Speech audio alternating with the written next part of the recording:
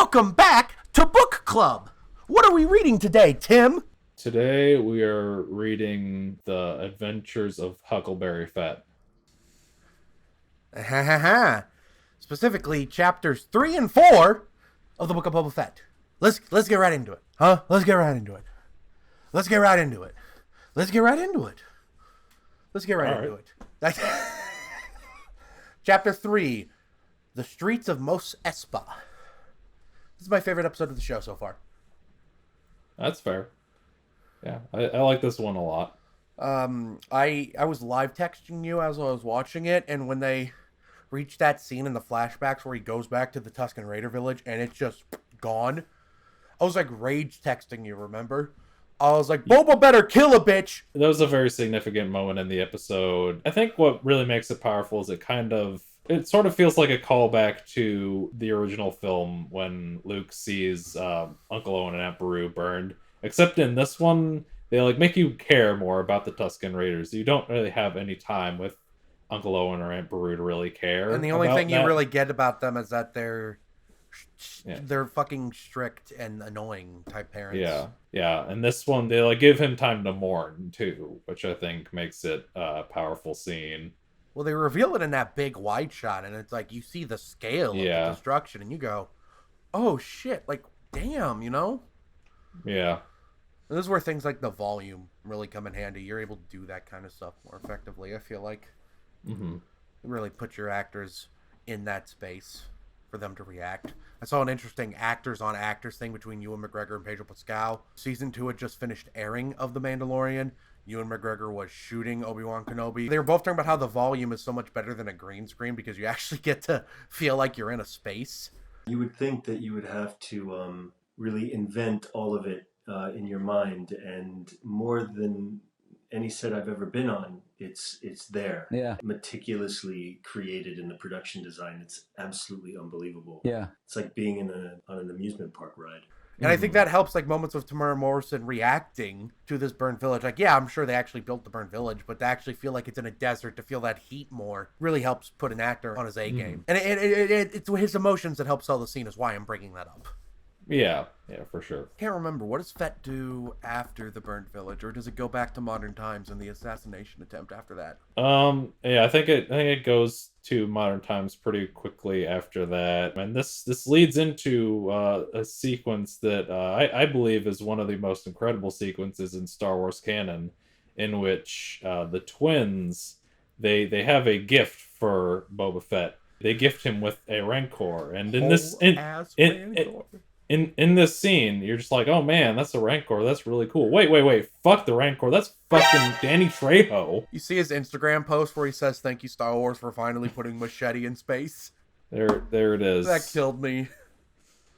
And then the twins also attempt to assassinate him after that? I can't remember the sequence of events. That was actually before that, but I just wanted to bring that up. Yeah, the twins, they sent a Wookiee assassin to attack Boba while he's in the tank. And that's where his minions come in, which we haven't talked about that yet either. He has hired a group of young Zoomers to work for him. With very cool speeders. Yeah, I stay out of the Star Wars fandom as much as possible, but I've heard that people are getting weirdly annoying about them, and it's like, dude, why do you care? Who gives a shit? I think what we need to really embrace is that Star Wars can be more than what it was in 1977. Should be. Not only can be, should be. I don't want to watch the same damn thing for 40 years. Exactly.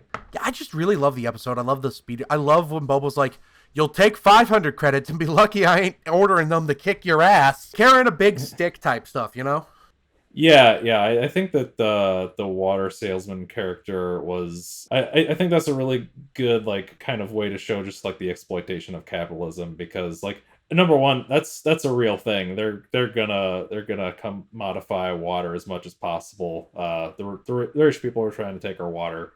That's a thing.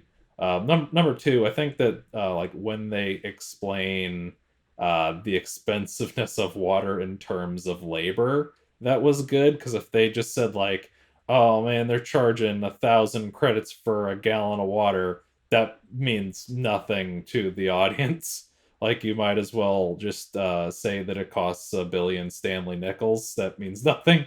But if you say it in terms of labor, it costs a month of labor for a week of water. That That gets the is message not. across. That is not. And the water salesman is played by Stephen Root, who is a Hell really yeah. well-known character actor who's been doing this for years, and it was just nice seeing him pop up at a star. Like, yeah, we're all talking about Yeah. Danny Trejo, but also Stephen Root, yo. Yeah, he rules. Yeah, really, just you never. It's. I always like to say it like this because you know how it feels like every other week Marvel or Star Wars is announcing. Like, remember when the first season of Mandalorian announced? By the way, Werner Herzog is playing the villain. Marvel gets the actors you never thought would do a Marvel movie. Star Wars somehow pulls out the actors you thought would never bother doing blockbuster type stuff.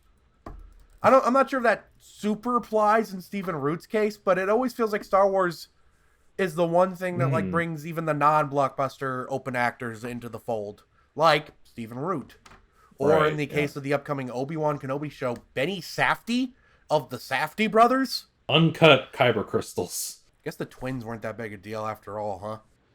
Well, we'll see. I can't help but think that the Rancor thing is somehow some kind of Trojan horse. That's just a thing that's sticking in the back of my head, that this is somehow gonna Here's my pitch. uh Here's my pitch.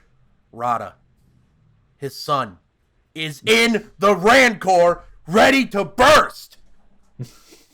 Jabba's son is in there. He is controlling the Rancor. He's going to come out and he's going to take his father's throne. What do you think? probably not. But Pookie okay. Muffin! Great episode. Favorite episode of the show so far. My heart breaks for the Sand People, especially because my prediction that they'd become important just immediately got went. Nope, you know?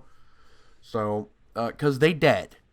Yeah. The Pike Syndicate seem like an interesting villain. We don't know much about him yet. Episode 4, I don't think it didn't stick as much with me, but it had some cool moments in it. Like, it opens with Boba taking Fennec to the body modifier guy and having her get fixed up, which I thought that was a real cool scene.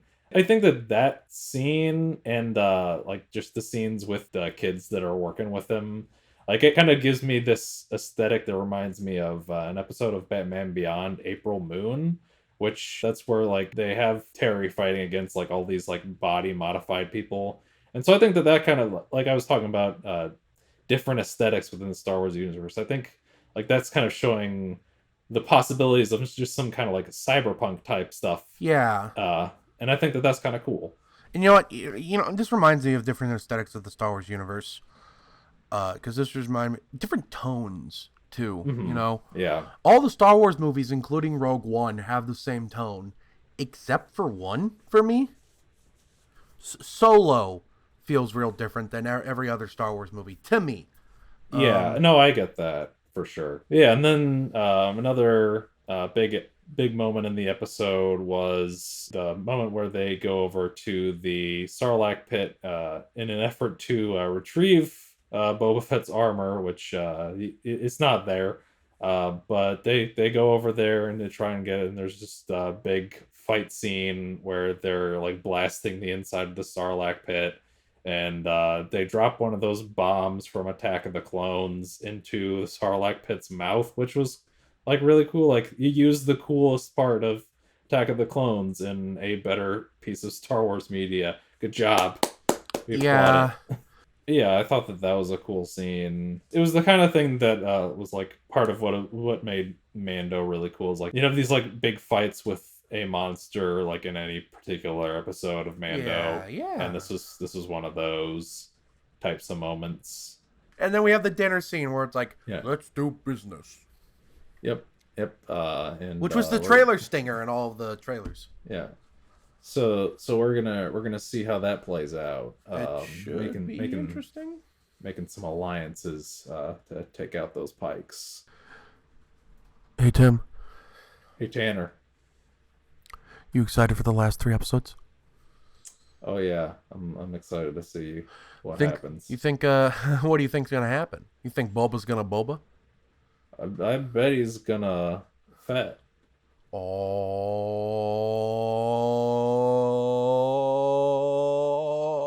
Soldier! I think there's sort of an implication that they're gonna get Mando involved because of a music cue at the end of the episode. Credits can buy muscle, if you know where to look.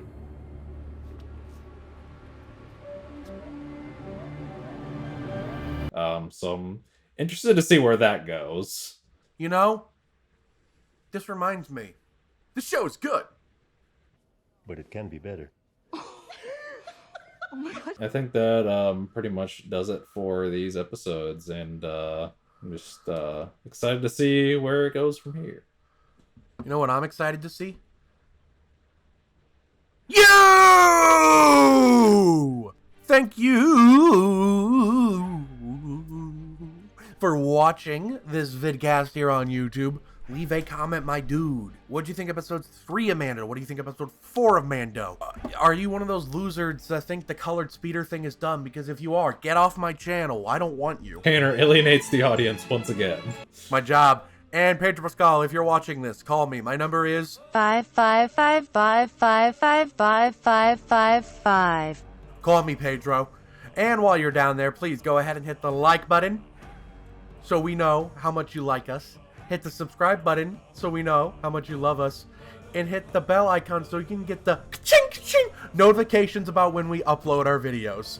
Thank you all so very much for watching. We'll see you guys in 3 weeks. Farewell. Bye.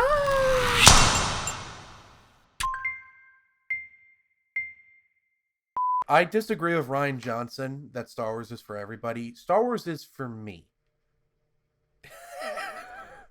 Tanner, I watched Star Wars before you were born. Or did you? Name one. Name one. I'll name 3. Name one. I'll name 3. Name them. New Hope. A New Hope. You got me. That's one. Empire Strikes Back. He's destroying me. He's destroyed. Game, set, match. Spaceballs, another one. Got him.